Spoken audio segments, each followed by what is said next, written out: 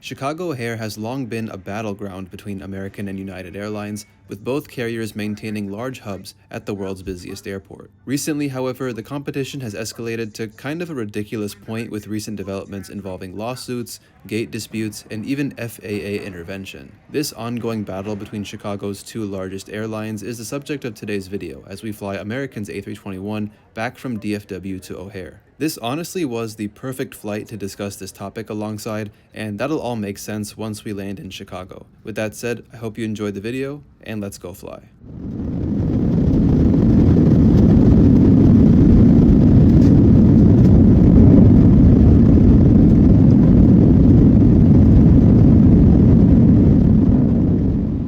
We're starting this video off with one of my last ever sightings of Spirit Airlines in operation. This was April 25th of 2026, and Spirit would officially cease operations exactly a week later on May 2nd. Say what you want about Spirit, but they were my favorite low-cost airline, and I miss them dearly.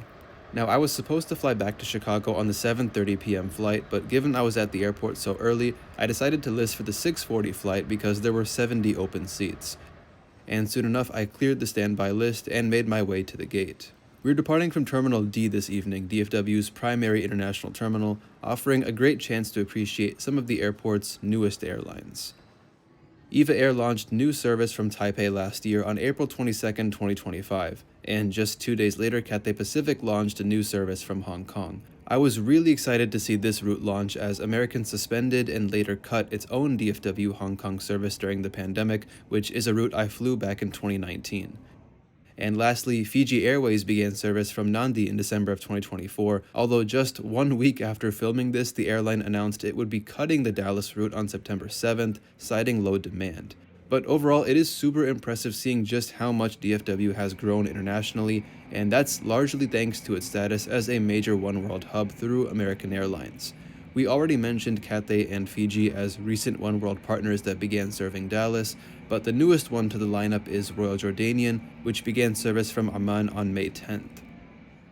Now, here's something that I never thought I'd see after the pandemic: a passenger aircraft operating an all-cargo flight. It turns out Emirates has still been operating these unique flights, but someone please fill me in on why this is still happening. Regardless, this was awesome to see, with this aircraft flying non-stop back to Dubai World Central, and in the days that followed, visiting cities like Orlando, Karachi, Conakry, Shanghai, and Riyadh.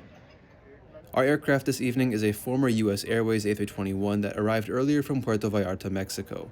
And honestly, I'm really glad I was able to catch this flight because shortly after our departure, a huge line of storms came through the area, which we ended up flying through. But because of those storms, my original 7:30 flight was delayed over 2 hours. Now, initially, I was assigned seat 12D in main cabin extra when I cleared standby, but requested a window seat at the gate, so here we are in the back of the bus in seat 31A. As with the majority of American's narrow-body fleet, the seats feature a literature shelf, personal device holder, USB-A port, universal power outlets, and okay leg space if there's no bag in front. And because of this flight's light load, the middle seat remained empty, which was a huge score.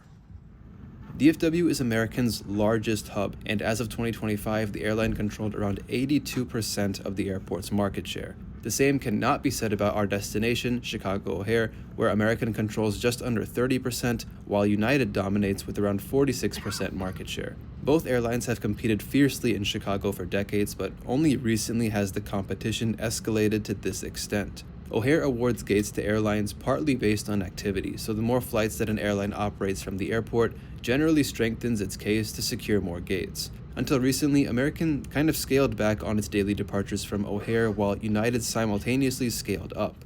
Because of this, American lost multiple gates in a previous reallocation, with some going to Spirit and some going to United. American sued the city of Chicago following this development, arguing correctly that the allocation process harmed competition. Over the past 2 or so years, American has been investing heavily in fortifying its presence in Chicago and has since pushed for more gate access. What progress the airline has made since then, we'll discuss more once we land in Chicago.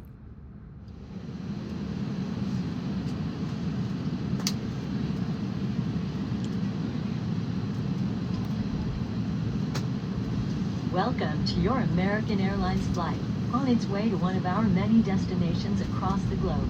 It's our honor to care for you on your journey. If you have any questions, please refer to your safety card or ask any of the crew members as they do their final cabin check. And as always, let us know if there's anything we can do to make your time.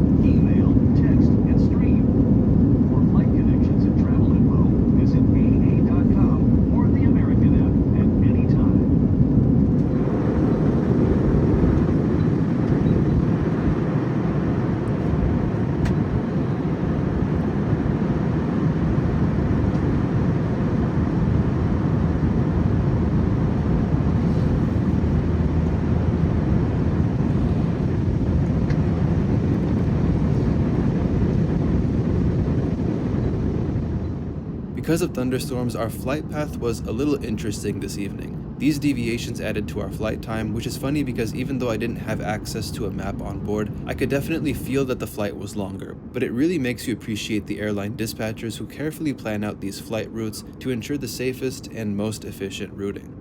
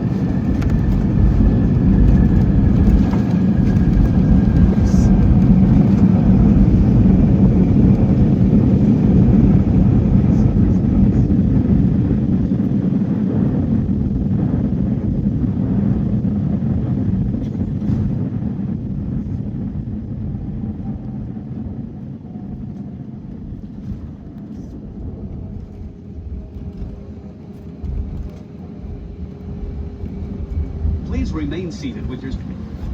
We'd like to be the first to welcome you to Chicago. The local time is 9:09 p.m. As a reminder, please stay seated with your seatbelt fastened until the seatbelt sign is off and keep the aisle clear of all items. Don't forget to check your seatbelt pocket and surrounding area to ensure that you have all your belongings. Amid this whole spat between O'Hare's two largest airlines, United CEO Scott Kirby, who for context was the former president of American until 2016, made it very clear that he would not allow American to secure more gates at United's expense. As such, United added a plethora of new routes and daily departures to its summer 2026 schedule from Chicago, and American did the same. Like I said earlier, the more flights an airline operates from O'Hare, the stronger its claim to win more gates. But this scenario escalated to such a degree that O'Hare had more flights scheduled in the summer than it could comfortably handle. As such, the FAA got involved and capped summer operations at 2,708 daily flights, down from the 3,080 originally scheduled. And as we pass by Terminal 3, this is just a quick tangent to mention that this was my last ever time seeing Spirit Airlines in operation. You'll also notice a United Express aircraft too. Yes, at Terminal 3. The previous gate reallocation at O'Hare saw American lose multiple gates to United at its home turf of Terminal 3, specifically Concourse G, which was absolutely ridiculous in my opinion.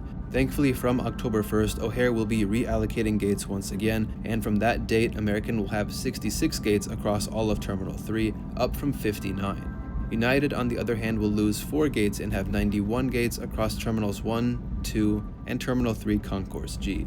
So while American is surely not in a position to take the #1 spot at O'Hare, it is thankfully getting more room to grow, and that's very important for competition. If United was allowed to totally dominate the daily schedule at O'Hare and steal more gates from American, it wouldn't be ideal for the consumer at all, as fares would increase and competition would diminish, which is already the case with Spirit being gone.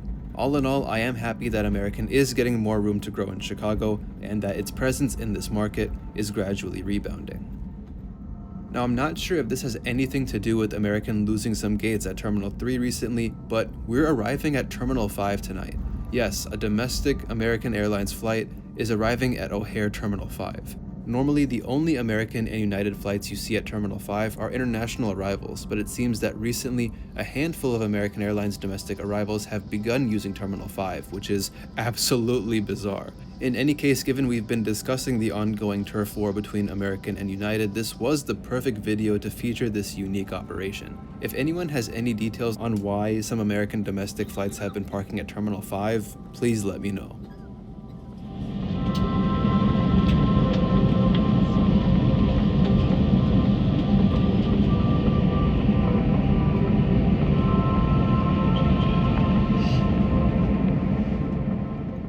And there you have it, we've just arrived at Terminal 5 on a domestic American Airlines flight. It's worth noting that passengers with connections were met by an airline representative, and I assume they just took the shuttle transfer that runs between Terminal 5 and 3. Of course, I had to get a shot of the arrival board showing our American flight from Dallas, alongside the usual flights that serve this terminal. This surely doesn't happen too often, and there was even an earlier American flight from Philadelphia that also parked here. What a super cool experience. But that brings us to the end of this video. And before I leave, I just quickly wanted to plug Jetstream Magazine, which is a project I've been working with for almost a year. Jetstream Magazine is a brand new aviation magazine covering all sorts of exciting aviation news stories and topics. We just published our 3rd issue and are already working on the 4th, and what you're seeing here is the 2nd issue published last year for winter 2025. The magazine has a lot of unique interactive elements and no shortage of interesting stories to read, so if you're interested in learning more, check out the link in my description.